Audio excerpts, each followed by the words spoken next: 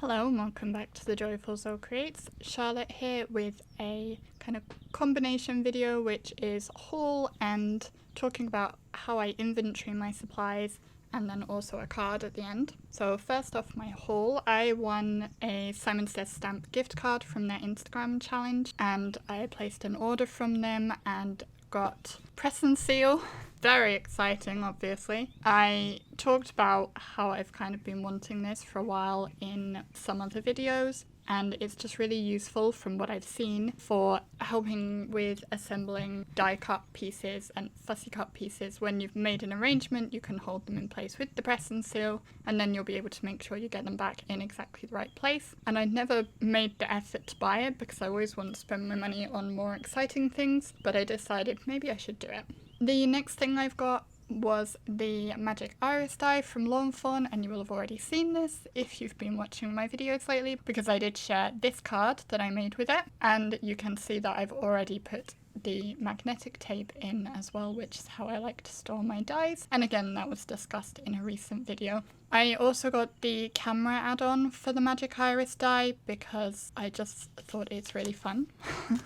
And I haven't used that yet, but I will be making something with that hopefully soon. The last thing I got from Simon Says Stamp was the Scalloped box pop-up card die set, which again I thought looked really fun, and I will be giving that a go at some point. The rest of the goodies you can see here I got from a shop here in Finland called Käsitellen, if I'm pronouncing that correctly. My Finnish isn't great, but I got the envelope punch board, which I used in yesterday's video. I got this pack of paper, which I looked up what it translates to, and it's draft paper. It was a pack of 10 sheets for 24 cents, so I thought that was very good value and that it might work for envelopes. And it was what I used for making my first envelope in that video yesterday. And yeah, it worked pretty well, so I will probably be turning the rest of the pieces into envelopes as well. I got this little journaling card piece as a freebie. I don't know if I'm going to end up using that or not. And I did also buy a refill for my Twilight Ink pad because I left my lid off of it a while ago and it hasn't been working very well ever since. So I thought I should probably refill that. Okay, here you can see the app that I use for inventorying my supplies. I think I have shown this in videos before, and it's called Colour My Life.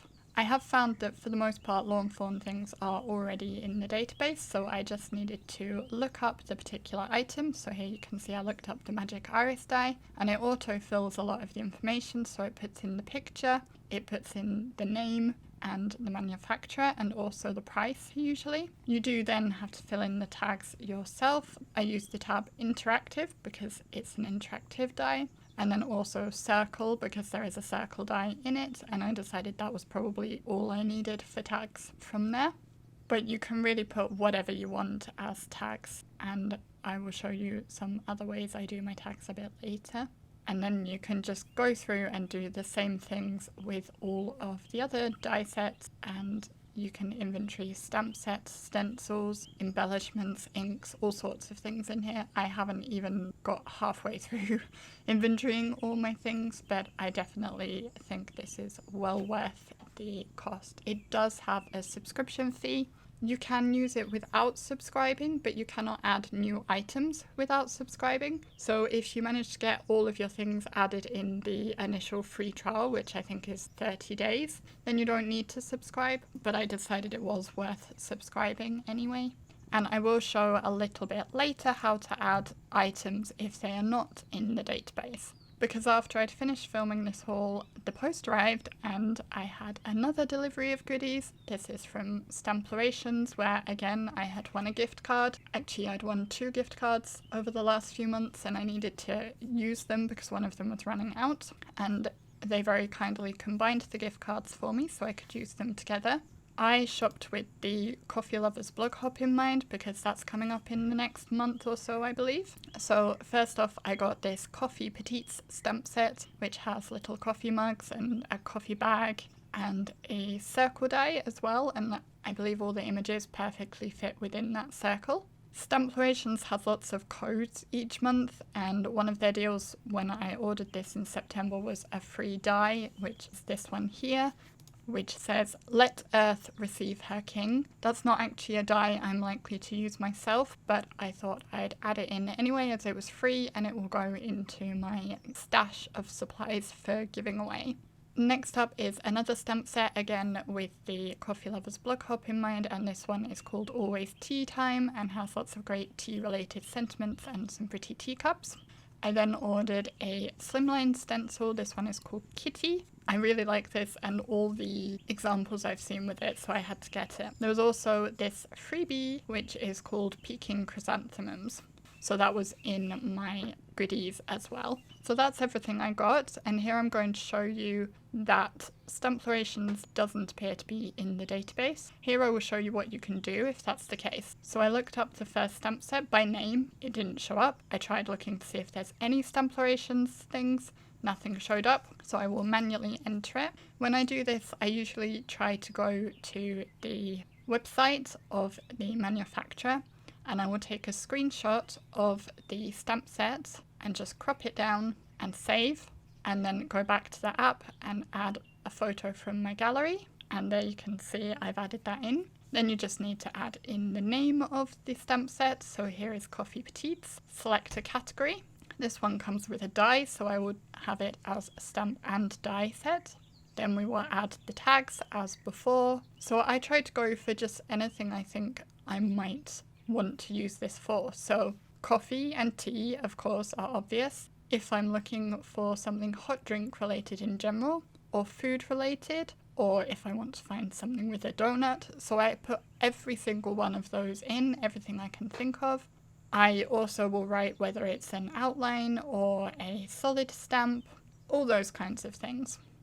Then you need to fill in the manufacturer and press add item, and then if you have more to add, as I did, you can press add another. When you press add another, it will actually save most of the information that you'd filled in from the previous entry.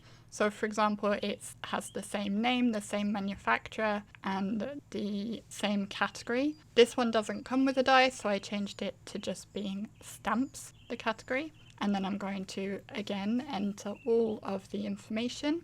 And this stamp set, unlike the previous one, has sentiments. I like to write my sentiments out exactly as they are, as tags.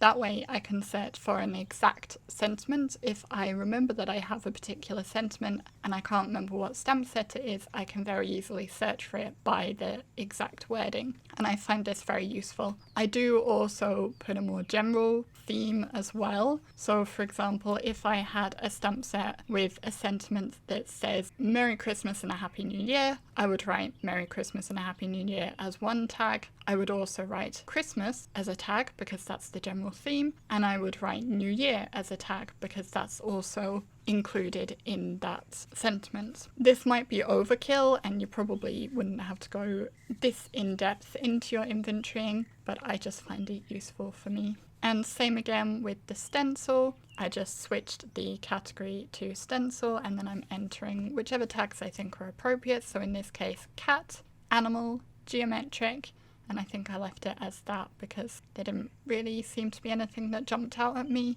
that should be a tag. If you think I missed something, let me know. I hope you found that useful as a way to inventory your supplies. Do let me know if you have any questions about that. But now I'm going to move on to making a very quick card with some of the items I got. So I'm going to be making a Slimline card with the Slimline stencils, and I will be doing some tone-on-tone stenciling. So first I put just a light layer of Squeezed Lemonade Distress ink over part of the card base. I then tacked on the Peking Chrysanthemums stencil, and then I will also ink blend some of those flowers, which is going to make them a more intense yellow than the rest of the background. I did use some washi tape just to mask off around them to make sure I wasn't going into the other flowers I didn't want, because I'm not stenciling all of them here. Once I had the first two flowers down, I did shift the stencil because I wanted another one at the top, but I didn't want the one that the stencil has at the top. So I was kind of customizing, which is easy enough to do. I just put the one I wanted into position, moved the washi tape around and ink blended that last one.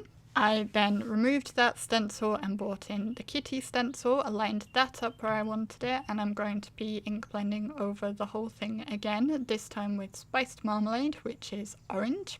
Initially I went kind of light with the orange, but I ended up building up quite a lot of layers to make it much more intense. And I really like how the layering of the squeezed lemonade and the spiced marmalade makes that chrysanthemum pattern kind of pop through the cat. I think it's really interesting. I didn't know it was going to do that. I was expecting that the chrysanthemums behind the cat would get covered up, but I'm actually quite pleased that it worked out the way it did. With all the ink blending done, I removed the stencil and then added a sentiment from another Stamplorations stamp set that I had in my stash, and that finished my card. For today's question for the ongoing giveaway, let me know which of the items in my haul you found most interesting, which you'd like me to create with next, and I will try to bear that in mind when I'm making my upcoming videos. Don't forget to head over to the Rafflecopter to let it know that you have left your comment so that your entry will be counted. Thank you for liking, commenting, subscribing, sharing the video, shopping with the affiliate links that are in the description box if you do. Don't forget there's a discount code to my Etsy store as well if you'd like to buy any of my cards, and I am doing my best to get that updated with everything as quickly as possible. Thank you very much for watching, and I will see you again in the next video. Bye!